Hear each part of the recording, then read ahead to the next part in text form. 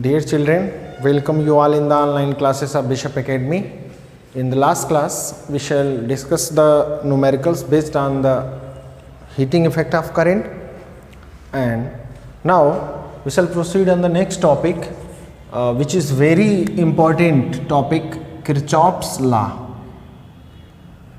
Kirchhoff's law क्या है, पहले हम ये जानते हैं और क्यों इसकी आवश्यकता पड़ी, क्या इसकी रिक्वायरमेंट है, ये हम जान लेते हैं. तो किरचॉफ एक जर्मन साइंटिस्ट थे जिन्होंने ओम्स लॉ में पाया कि अगर कॉम्प्लिकेटेड सर्किट हो, यानी कि कोई सर्किट काफ़ी कॉम्प्लिकेटेड हो जिसमें हमें ये पता लगाना मुश्किल हो कि कौन सीरीज़ में है कौन पैरेलल में है, तो फिर हम उस नेटवर्क में करंट या वोल्टेज के बारे में प्रॉपर इन्फॉर्मेशन नहीं पा पाते हैं. उनको सॉल्व करने में ओम्स लॉ के बिहाफ पर काफ़ी कठिनाई होती है. तो उनको और सिंप्लीफाई करने के लिए और सरल करने के लिए उन्होंने दो रूल्स जो है दिए जिसको कहते हैं Kirchhoff's law. There are two laws given by the Kirchhoff's to solve the complicated circuits. It means to find the current and potential difference across each component in the complicated circuits. Kirchhoff gives two laws in which the first law is known as first law, Kirchhoff's first law. First law और junction rule भी कहते हैं इसको, junction rule या law, rule हीर junction rule कहते हैं या Kirchhoff's first law. अब क्या है ये किरचॉफ का फर्स्ट लॉ जिसको हम जंक्शन रूल भी कह सकते हैं? According to Kirchhoff's first law, the sum of total current at a junction is known as is equals to 0. किसी जंक्शन पर टोटल करंट का जो सम होता है वो क्या होता है? 0 होता है. ये था इनका फर्स्ट रूल जिसको जंक्शन रूल कहते हैं. सबसे पहले हम यहाँ पर समझ जाएं कि ये जंक्शन क्या होता है. आप जो है बहुत सारे ऐसे रेलवे स्टेशन देखे होंगे, जैसे मान लीजिए हम बात करते हैं गोरखपुर की, तो गोरखपुर रेलवे स्टेशन से एक ट्रेनें इधर कप्तानगंज की तरफ जाती है और दूसरा इधर बिहार की तरफ, बनारसी बिहार और ये सब की तरफ एक रूट निकला हुआ है. तो ये जो गोरखपुर है ये एक जंक्शन कहा जाएगा. ठीक है, क्यों जंक्शन कहा जाएगा? क्योंकि यहाँ से एक ट्रैक जो आती है सीधी चली जाती है और यहाँ पर कोई स्टेशन है तो इस पर कभी जंक्शन नहीं लिखा जाता है. कारण ये है एक ट्रैक इधर आया और एक ही चला गया. लेकिन यहाँ से कहीं अगर अदर जा रहा है, एक भी यहाँ से तो दो जा रहे हैं, इधर फरेंदा की तरफ जा रहा है, इधर भटनी वाराणसी और इलाहाबाद बिहार की तरफ जाती है, तो इसको जंक्शन हम बोलते हैं. जबकि अगर कहीं पर ट्रेन यहाँ से आए और सीधे चला जाए तो इसको हम जंक्शन नहीं बोलते हैं. ठीक है ना. तो जंक्शन का मतलब एक ऐसा पॉइंट जहाँ कई सारे ब्रांचेस आकर के मिल रहे हों. जैसे ये जंक्शन अभी नहीं कहा जाएगा, लेकिन यहीं पर यहाँ से भी या इधर से भी और इधर से भी कुछ नेटवर्क या हमारे ब्रांच अगर यहाँ पर आकर के जुड़ रहे हैं तो ये पॉइंट कहलाएगा जंक्शन. ये हमारा जंक्शन को डिफाइन हमने कर लिया. ठीक है. अब किरचॉफ का फर्स्ट लॉ ये कहता है, स्टेटमेंट ध्यान से सुन लीजिए और उसको जो है आप लिख लेंगे. According to Kirchhoff's first law और junction rule, the algebraic sum of current at the junction is always 0. मतलब अगर इसको हम मैथमेटिकली लिखना चाहें तो सिग्मा आई इक्वल्स टू हो जाएगा 0. Sigma I equals to 0. ठीक है. अब इसमें बात आता है साइन कन्वेंशन का. साइन कन्वेंशन क्या है? यहाँ पर sigma I equals to 0. Total current का सम 0 इसलिए हो जाता है कि अगर कोई करंट इस पर आ रहा है, जैसे ये जंक्शन है तो ये जो करंट है ये I1 है, ये जो करंट है वो I2 है, ये जो करंट है वो I3 है, ये जो करंट है वो I4 है और ये जो करंट है ये I5 है. ठीक है, इधर भी मान लेते हैं एक हमारा करंट है ये I6 है, ठीक है। तो टोटल अब साइन कन्वेंशन क्या कहता है, all incoming current at the junction, junction को शॉर्टकट में JN लिखते हैं, junction is taken as positive, is taken positive. ध्यान रखिएगा, जो भी करंट जंक्शन की तरफ आ रहे हों, all incoming current at the junction या टुवार्ड द जंक्शन लिखिए, टुवार्ड्स यहां लिख दे रहा हूं, towards the junction is taken as positive. All outgoing current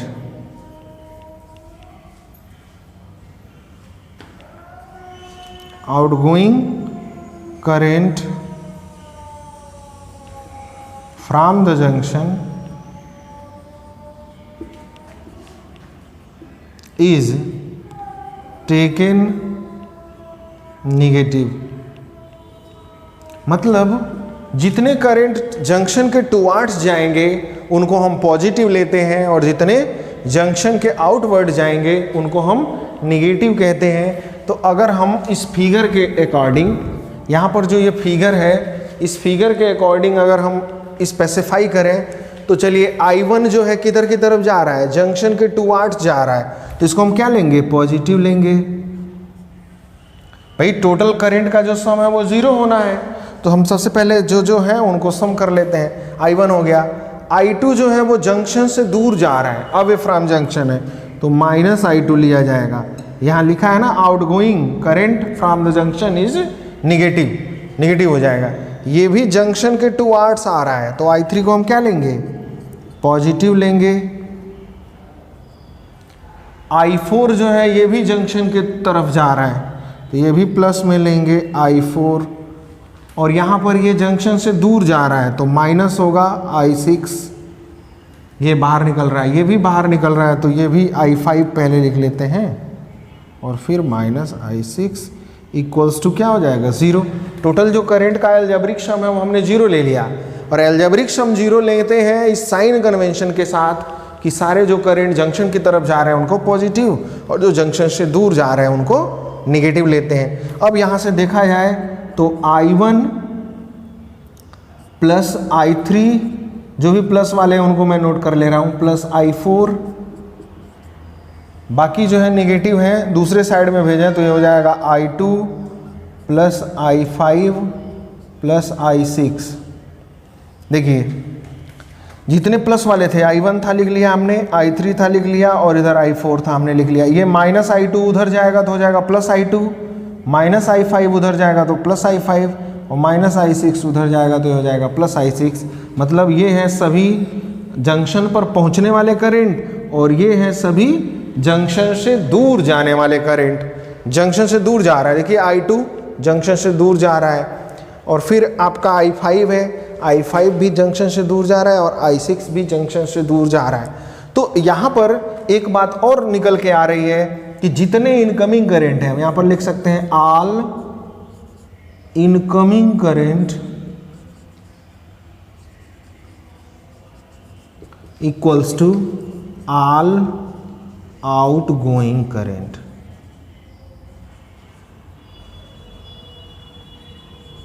ठीक है, सभी आने वाले करंट जो है वो सभी जाने वाले करंट्स के हमेशा क्या होता है, बराबर होता है।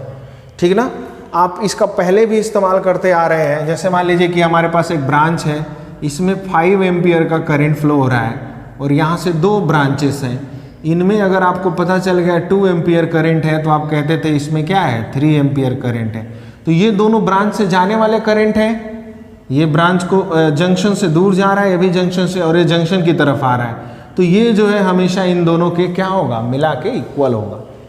All outgoing current is equals to all incoming current हो जाएगा।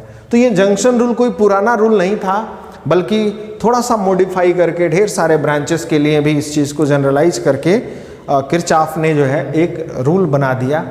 तो सबसे पहले आप लिखोगे किरचॉफ्स लॉ फिर उसके नीचे आप डालोगे किरचॉफ्स फर्स्ट लॉ जिसको जंक्शन रूल कहते हैं, और इसमें स्टेटमेंट आप लिखेंगे according to Kirchhoff's first law the algebraic sum of total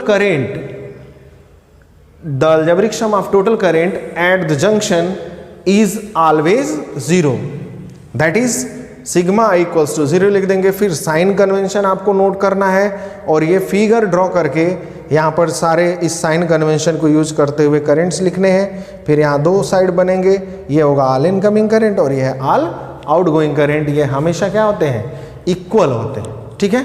तो ये हमारा हो गया किरचॉफ्स फर्स्ट जिसको जंक्शन रूल कहते हैं।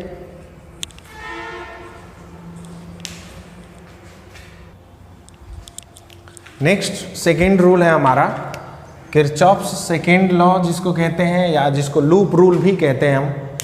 ये क्या कहता है, according to Kirchhoff's second law the algebraic sum of potential differences across each component in a closed loop is always 0। यानी किसी क्लोज लूप के अक्रॉस, हर एक कंपोनेंट के अक्रॉस जो पोटेंशियल डिफरेंस होता है उसका एल्जेब्रिक सम जो होता है वो 0 होता है। इट मीन्स, फिर से एक बार मैं बोल दे रहा हूं, according to second law of Kirchhoff the algebraic sum of voltages across each components of the circuit या closed loop or closed circuit remains 0, means sigma v equals to 0, that is करके हम लिख सकते हैं sigma v is equals to 0। Loop rule इसलिए कहते हैं क्योंकि ये हमेशा एप्लीकेबल होता है सिर्फ क्लोज लूप में, ठीक है ना, सिर्फ क्लोज लूप में इसको हम लगा सकते हैं, अदरवाइज इसका यूज हम नहीं कर सकते। तो किसी क्लोज लूप में जो है जितना वोल्टेजेस होंगे सभी कंपोनेंट मतलब सेल हो सकता है, बैटरी हो सकता है, रेजिस्टेंस हो सकता है, उनके अक्रॉस जो भी पोटेंशियल डिफरेंसेस होंगे उनका एल्जेब्रिक सम क्या होता है, 0 होता है, ठीक है। अब हम सपोज कर लेते हैं हमारे पास एक सर्किट है जिसमें एक रेजिस्टेंस है, यहाँ एक रेजिस्टेंस है और यहीं पर एक सेल भी है, फिर इधर हमारा जो है एक रेजिस्टेंस और है, फिर यहाँ पर जो है सेल है, ठीक है। सबसे पहले देखा जाए तो ये पूरा क्लोज लूप बना रहा है, यानी कि लूप रूल यहाँ पर लगाया जा सकता है, ठीक है। ध्यान रखिएगा आप, बिना क्लोज लूप के जो है आप कोई रूल ये नहीं लगा सकते। अब मान लिया जाए इसका जो ईएमएफ है वो E1 है, इसका ईएमएफ है वो E2 है, यहाँ रेजिस्टेंस R1 है और ये रेजिस्टेंस R2 है और ये R3 है, ठीक है।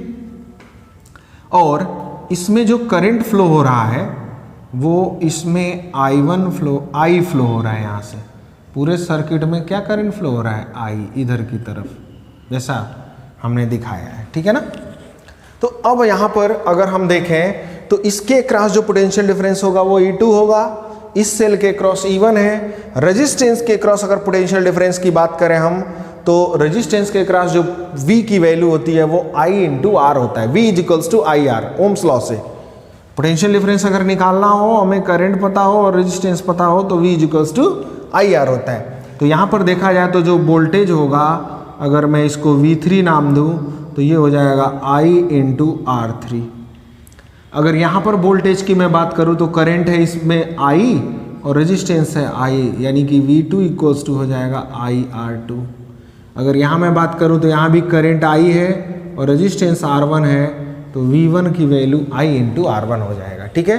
तो अब यहाँ देखा जाए तो कुल कितने वोल्टेज हैं, 1 2, यहाँ पर V3 है, ये है E1, ये भी वोल्टेज है, V2 है और V1, यानी 3 रेजिस्टेंस के और 2 सेल्स के, कुल 5 वोल्टेजेस हैं। इन 5 के 5 वोल्टेजेस का सम क्या होना चाहिए, एल्जेब्रिक सम 0 होता है, ये कहता है केवीएल। तो अब इसमें सबका सम 0 तभी होगा जब कुछ नेगेटिव होंगे और कुछ पॉजिटिव होंगे। तो सबसे पहले अगर हम इसको ब्रेक करें तो कुल जो हमें रेजिस्टेंस मिलेगा, एक ईएमएफ की फॉर्म में मिलेगा और दूसरा जो मिलेगा वो हमें सिग्मा I इंटू आर के फॉर्म में मिलेगा। मतलब जो वोल्टेज होगा किसी क्लोज लूप में वो दो तरह का वोल्टेज हो सकता है, या तो सेल का या तो रेजिस्टेंस के क्रॉस। इन दोनों का भी अलजेब्रिक सम क्या होगा, जीरो ही होगा, क्योंकि टोटल वोल्टेज हमारा क्या है, जीरो है। तो इसी चीज़ को हम ऐसे भी लिख सकते हैं, ये भी हमारा स्टेटमेंट को सही बताता है और ये भी बता रहा है। ठीक है, अब हम आगे बढ़ते हैं। किसको साइन कन्वेंशन यहां पे जानना सबसे ज्यादा समझना जरूरी है। Sign convention, sign convention, sign convention मतलब किसको हम पॉजिटिव लेंगे और किसको नेगेटिव लेंगे। तो साइन कन्वेंशन में कुल 5 रूल्स हैं। सबसे पहला रूल्स, हम किसी क्लोज लूप में चाहे तो क्लॉकवाइज रोटेट करें, क्लॉकवाइज मतलब इधर से इधर चलें, या एंटी क्लॉकवाइज रोटेट करें, दोनों तरह से हम फ्री हैं। चाहे हमको मन कर रहा है तो इधर से इधर की तरफ हम सर्कुलेट होंगे, लूप चलेंगे, लूप के ऊपर चलेंगे, या हम एंटी क्लॉकवाइज भी चल सकते हैं, हम फ्री हैं। तो यहाँ पर हम फर्स्ट रूल में लिखते हैं, वी कैन मूव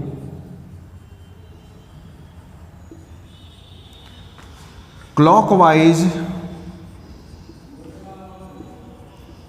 और एंटी क्लॉकवाइज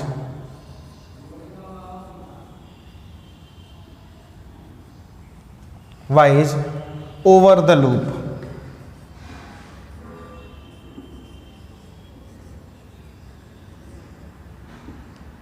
ये हम फ्री हैं, क्लॉकवाइज भी मूव कर सकते हैं और एंटी क्लॉकवाइज भी मूव कर सकते हैं हम लूप में।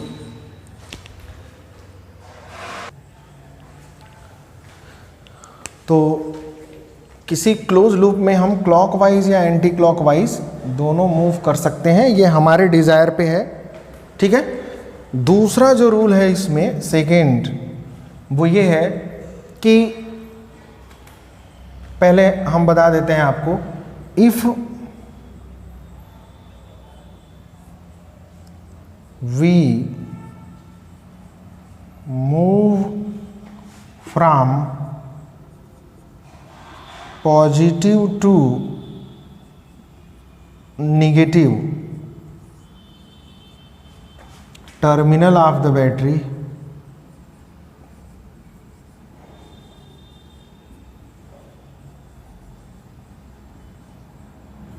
बैटरी EMF टेकन एज, जो भी पहला होगा फ्रॉम पॉजिटिव है ना, तो हम यहां पर पॉजिटिव लेंगे। ठीक है,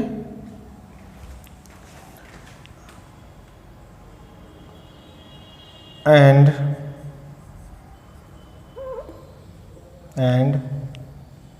इफ वी मूव, या इसको सेकेंड हम लिख देते हैं, थर्ड लिख देते हैं, third point, if we move from negative terminal to the positive terminal of the battery,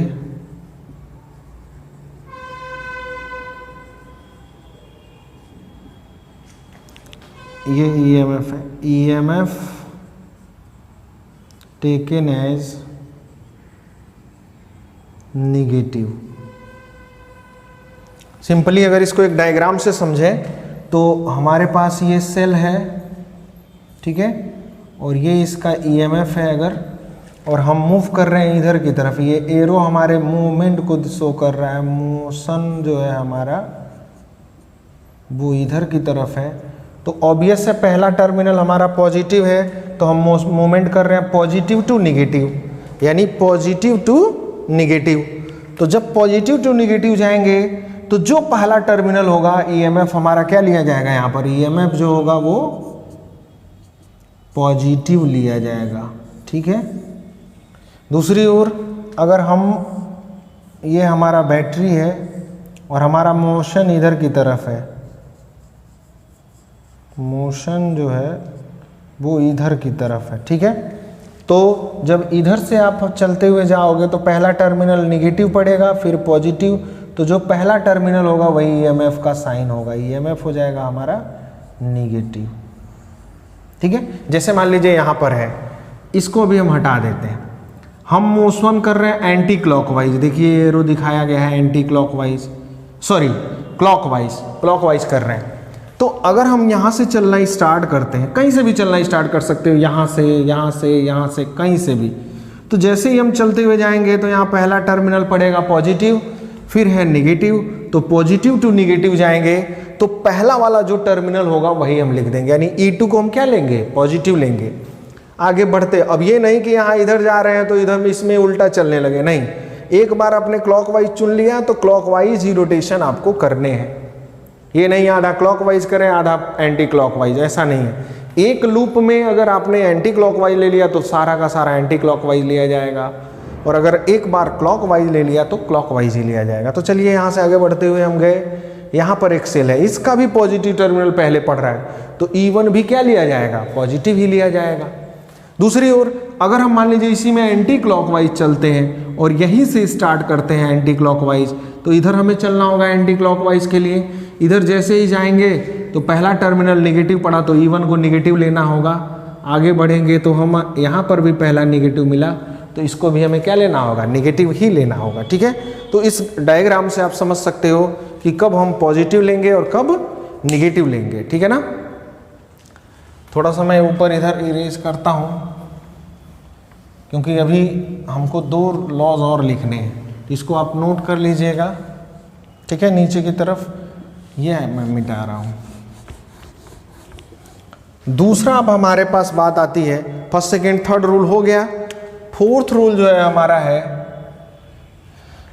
cell की, तो बात हो गई। अब हम रेजिस्टेंस के अक्रॉस जो वोल्टेज लेंगे, कब पॉजिटिव लेंगे तो कब और कब नेगेटिव लेंगे, तो यहां पर हम बता देते हैं, if we move along the direction of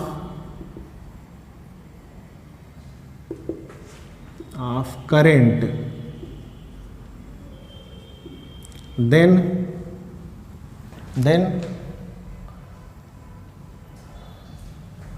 voltage is V is taken positive.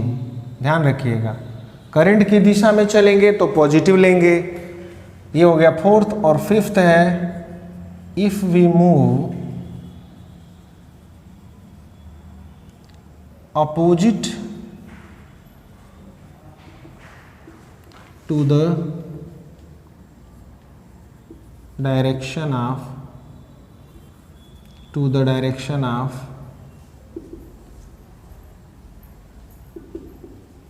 current, V is taken negative। ठीक है, यानी कि अगर हम करंट की दिशा में चलेंगे, अभी बता रहा हूं, जैसे मान लीजिए ये हमारा कोई रेजिस्टेंस है जिसकी वैल्यू R है, हम जो है इसमें करंट फ्लो हो रहा है इधर की तरफ, और जो मोशन है हमारा, यानी कि हम जो चल रहे हैं वो भी करंट की दिशा में ही चल रहे हैं। ठीक है ना, तो ऑब्वियस है कि यहाँ पर जो वोल्टेज होगा वो हमारा क्या होगा, V इज इक्वल्स टू जो होगा वो I इंटू R होगा, और जो मोशन है वो हमारा उसी दिशा में है जिधर करंट हो रहा है, तो हम इसको क्या लेंगे, पॉजिटिव लेंगे। ये वोल्टेज यहाँ V is equals two plus IR मैंने लिखा है। ठीक है, दूसरा यहाँ पे बात आता है, यहाँ पर हमारे पास सेम रेजिस्टेंस अगर R है, ठीक, करंट इसी दिशा में फ्लो हो रहा है I, और हमारा मोशन जो है वो इधर की तरफ है, इधर की तरफ, तो हम यहाँ पर जो वोल्टेज लेंगे V is equals to minus I into R लेंगे। I करंट है और R है, voltage V is equals to होता है I इंटू R, और हम मूव कर रहे हैं करंट के अपोजिट, करंट जा रहा है इधर और हम मोशन कर रहे हैं इधर उल्टी दिशा में, तो नेगेटिव लेंगे। ठीक है, अब आइए यहाँ पर अपने एग्जांपल्स को देखते हैं। जैसे हमने कहा था ना, पहले हम क्या चल रहे हैं, क्लॉकवाइज। अब हमें चारों रूल्स पता चल चुके हैं, 5 रूल्स हैं। पहला तो ये है कि हम क्लॉकवाइज या एंटी क्लॉकवाइज क्लोज लूप में मूव कर सकते हैं, दोनों में से कोई एक मूव कर सकते हैं। ठीक है, एक बार अगर हमने क्लॉकवाइज ले लिया तो हमें उस लूप में क्लॉकवाइज ही सारा काम करना है। ठीक, दूसरी बात कि बैटरी के जिस टर्मिनल से हम दूसरे टर्मिनल पे जाएंगे, यानी पहला जो टर्मिनल होगा उसी का साइन लिया जाना है। जैसे यहाँ देखिए पहला टर्मिनल पॉजिटिव है, इधर से आप चलते हुए जा रहे हो तो हमने पॉजिटिव लिया है ईएमएफ, और यहाँ पर इधर से चलते हुए आ रहे हैं, पहला टर्मिनल नेगेटिव है तो हमने नेगेटिव लिया है। करंट के डायरेक्शन में अगर हम मूवमेंट कर रहे हैं तो हम पॉजिटिव लेंगे और करंट के अपोजिट नेगेटिव लेंगे। ये तो बहुत आसान है याद रखना। आइए देखते हैं, मान लिया जाए हमारे पास यही एक क्लोज लूप है जिसमें हम क्लॉकवाइज चल रहे हैं, दिख भी रहा है एरो से क्लॉकवाइज। ठीक है, आइए इसी को सॉल्व करके जो है हम यहाँ पर केवीएल लगाकर इसमें देखते हैं कैसे लगेगा यहाँ पर इसी सर्किट के लिए। चलिए मानते हैं कि हम इस पॉइंट का नाम ए बी सी डी लिख देते हैं। ठीक है, ए से हम स्टार्ट करते हैं चलना, कोई ज़रूरी नहीं है आप ए से स्टार्ट करो, डी से भी कर सकते हो, लेकिन चलना आपको क्लॉकवाइज है। बी से भी स्टार्ट कर सकते हो, चलो बी से ही स्टार्ट कर लेते हैं। बी से हम जाएंगे तो देखिए करंट किधर की तरफ आ रहा है, इधर, और क्लॉकवाइज हमको चलना है तो हमारा मोशन है इधर। तो आप खुद बताइए, अगर हम करंट के अपोजिट जा रहे हैं, करंट आ रहा है इधर की तरफ और हम जा रहे हैं इधर, तो करंट के अपोजिट, ये देखिए करंट इधर जा रहा है, हम इधर मोशन कर रहे हैं, नेगेटिव लेना होगा, यानी ये हो जाएगा आपका -IR1। ठीक है, आगे बढ़ते हुए चलते हैं, यहाँ पर ये भी करंट के अपोजिट हम आ रहे हैं, ऐसे चलते हुए जाएंगे, नीचे मुड़ेंगे, करंट जा रहा है ऊपर और हम आ रहे हैं नीचे, तो ये -IR2 हो जाएगा ये भी।